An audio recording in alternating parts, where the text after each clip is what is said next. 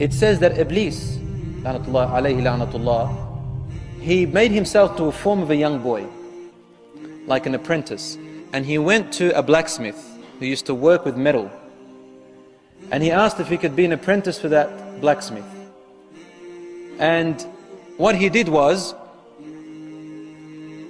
he worked for him and he designed a flute. And with that flute he came out and he introduced it to everyone. He slowly started making sounds, a sound that people had never heard before. Because there were no sounds that people had heard. That was the beginning of time.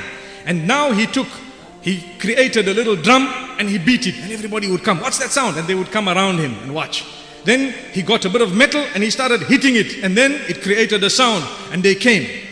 And then he made a bugle and he started blowing into it and it created a sound and they came and they were excited. Wow, these people are intelligent. They have advanced much more than us. And they got so engrossed in it that they slowly started forgetting the commands of Allah subhanahu wa ta'ala. On the other hand, Shith alayhi salam kept on reminding his people and he kept on telling his people what was right and what was wrong and so on.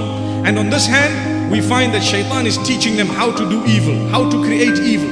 And so the flute was made and it sounded nice. It says that when he brought the flute to them, they started to move their bodies to the flute.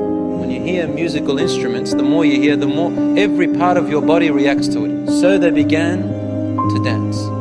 This is how they introduced the musical instruments into existence. And through that, he would control them. They literally set aside a day, an evening, a Saturday evening, and amazingly, to this day, it lasts. To this day, it lasts. They set aside that evening where he would create these sounds, everybody would come around and everybody would listen to him. And everybody would literally party, they would party. Until there came a time when some of the youth from Shith alayhi salatu wasalam were visited by shaitan. And what did he do to them? Something interesting. He went to them and he created a doubt in their minds. He made them ask a question.